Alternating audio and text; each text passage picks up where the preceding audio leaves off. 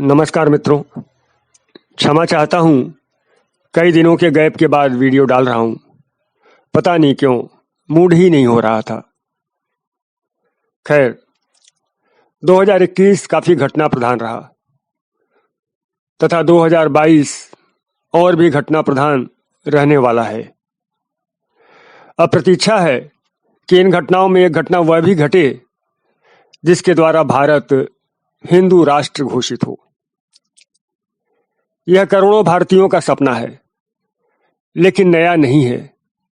देखा जाए तो मध्यकाल के पहले तक तो भारत हिंदू राष्ट्र हुआ ही करता था, चाहे यह घोषित हो या न हो। लेकिन आधुनिक परिप्रेक्ष्य में इसका घोषित होना आवश्यक हो गया है। मित्रों, स्वतंत्रता के पहले के भारत में भी यह सपना करोड़ों भारतीयों के मन में पलता रहा। सावरकर साहब इस सपने के जनक माने जा सकते हैं, लेकिन वे इसे साकार न कर सके क्योंकि भारत की जनता ने उनका साथ उस तरह से नहीं दिया। हिंदू महासभा के बजाय सत्ता पर कांग्रेस को आसीन किया। सावरकर साहब के बारे में कहा जाता है कि शुरू में वे सेकुलर विचारधारा के थे, लेकिन अंडमान की सेलुलर जेल के अनुभवों के बाद उनके विचार बदलने लगे। उल्लेख मिलता है कि इस जेल में अधिकतर बंदी हिंदू थे, लेकिन उन पर निगरानी रखने के लिए वार्डन से लेकर जेल के पहरेदार और अन्य ओहदेदार तक सिंधी, बलूची तथा पठान मुस्लिम रखे गए थे। अपनी रणनीति के अंतर्गत अंग्रेज ऐसा करते थे। सावरकर जी की जीवनी पर लिखी पुस्तकों से पता चलता है कि जेल में किस तरह धर्म के आधार पर हिंदुओं के साथ भेदभाव और उत्पीड़न होता था।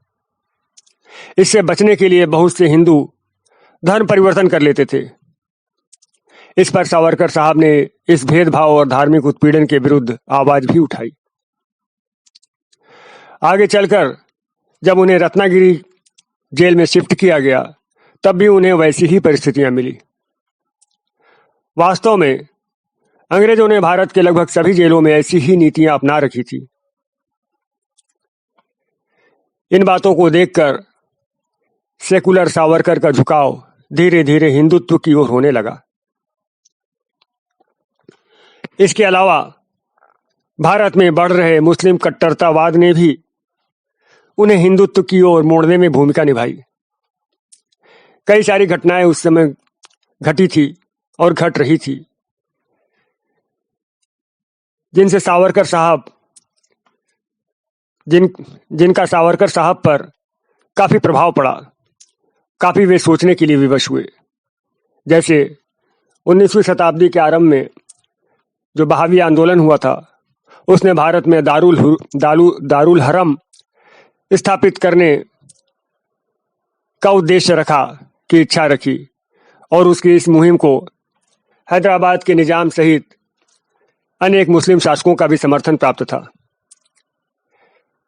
इधर सर सैयद अहमद खां थे, जो टू नेशन थ्योरी चला रहे थे और साफ साफ कह रहे थे कि हिंदू और मुसलमानों की संस्कृति भिन्न है और वे साथ साथ नहीं रह सकते। इसके अलावा एक सैयद अमीर अली थे, जो मुस्लिम लीग के संस्थापकों में थे। वे पैन इस्लामिज्म के समर्थक थे और तुर्की के खलीफा और भारत के मुसलमानों के बीच संबंध स्थापित करना चाहते थे। एक अन्य घटना यह घटी कि मुसलमानों की मांग पर 1909 में जो मार्ले मिंटो एक्ट आया, उसमें मुसलमानों के लिए पृथक निर्वाचक मंडल, मतलब कि सेपरेट इलेक्टोरेट की व्यवस्था हुई। यह एक प्रकार से पाकिस्तान का ही बीजारोपण था, क्योंकि यदि यह न हुआ होता तो 1945-46 के चुनाव में मुस्लिम लीग को इतनी अप्रत्याशित सफलता न मिलती। इस सफलता के कारण ही मुस्लिम लीग और जिन्ना के भीतर एक अद्भुत कॉन्फिडेंस, एक अद्भुत जोश उत्पन्न हुआ, और जिसके दम पर वे पाकिस्तान के लिए लड़ सके, संघर्ष कर सके। इसके अलावा खिलाफत आंदोलन और इस दौरान हुए मोपला दंगों में हिंदुओं पर जो अकथनीय अत्याचार हुए थे, उससे भी भारत में हिंदुओं के भविष्य के संबंध में चिंताएं उत्पन्न हुई। सावरकर साहब ये सब देख व समझ रहे थे और भविष्य के भारत में हिंदुओं की स्थिति को लेकर चिंतित हो रहे थे। वे चिंतित हो रहे थे कि इस तरह से चलता रहा तो आगे इस देश में हिंदुओं का क्या हाल होगा। इस चिंता ने उनके भीतर हिंदू राष्ट्र का विचार उत्पन्न किया। उन्होंने स्पष्ट रूप से कहा कि इस देश का नागरिक वही हो सकता है जिसकी पितृभूमि, मातृभूमि और पुण्य भूमि भारत भूमि ही हो। उन्होंने यह भी कहा कि यहाँ रहने वाले लोग मूलतः हिंदू ही हैं। मतलब ये कि जिन 4 धर्मों का भारत में उदय हुआ है, उन्हें मानने वाले लोगों के लिए तो भारत पितृभूमि, मातृभूमि और पुण्य भूमि है, लेकिन मुसलमानों व ईसाइयों के लिए यह केवल पितृभूमि और मातृभूमि है, इसलिए वे भारत के नागरिक नहीं हुए। यह भी जानना रोचक होगा और आवश्यक भी है कि सावरकर 1910 के पहले हिंदू मुस्लिम एकता के समर्थक हुआ करते थे और बहादुर शाह जफर को शेर कहा करते थे, लेकिन इसके बाद वे हिंदू राष्ट्रवाद की ओर बढ़ने लगे। जिस हिंदू महासभा से सावरकर साहब संबंधित थे, वह भी भारत को हिंदू संस्कृति और परंपराओं के अनुरूप एक हिंदू राष्ट्र बनाना चाहती थी। लेकिन स्वतंत्र भारत की सरकार ने न केवल इस विचार को भुला दिया, बल्कि इसका प्रतिकार भी किया और भारत में एक ऐसी व्यवस्था स्थापित की जिसमें मुसलमान अधिक लाभ की स्थिति में हों। भारत के हिंदुओं के मस्तिष्क में भी इस तरह के वैचारिक बीजारोपण किए गए कि उन्होंने इस सेकुलरवादी व्यवस्था को और अल्पसंख्यकवादी व्यवस्था को स्वीकार कर लिया। मतलब ये कि मान लिया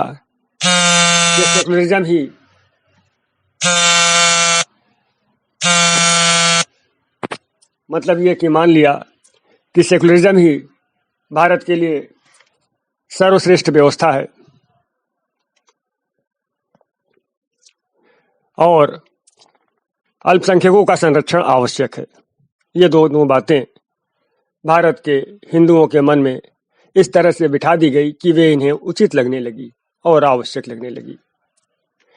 लेकिन इसके बाद एक के बाद एक ऐसी घटनाएं घटी कि जिस तरह सावरकर साहब सेकुलर से हिंदुत्ववादी हो गए थे, उसी तरह करोड़ों भारतीय भी हिंदुत्ववादी होते गए और परिणाम आज हमारे सामने है।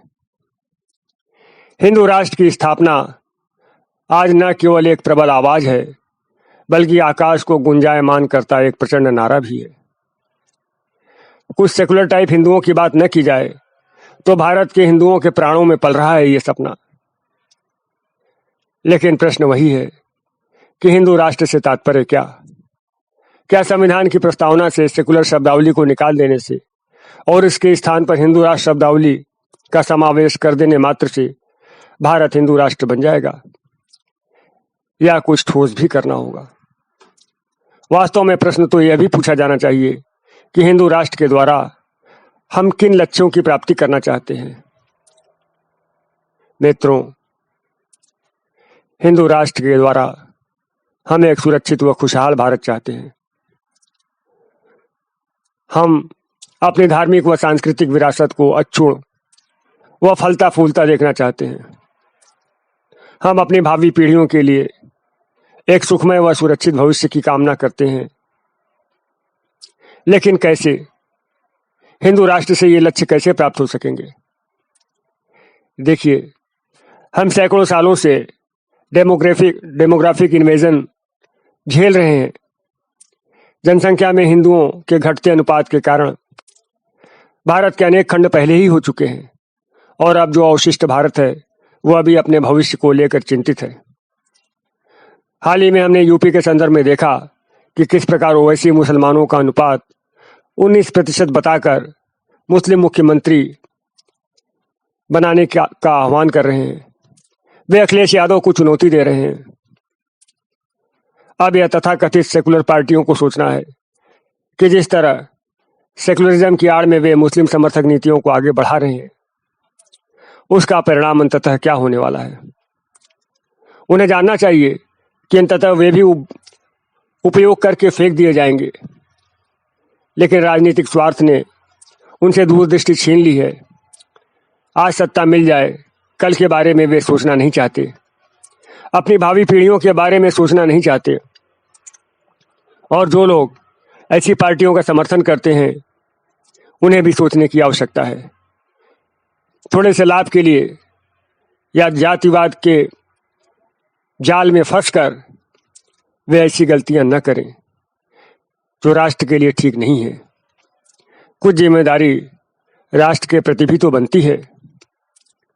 सोचने की बात यह भी है कि ओवैसी का यही तर्क कल को भारत के प्रधानमंत्री पद के लिए भी दिया जा सकता है। तब क्या होगा? भारत का गृह मंत्री जब एक मुस्लिम बना था, तब क्या हुआ था, याद है आपको?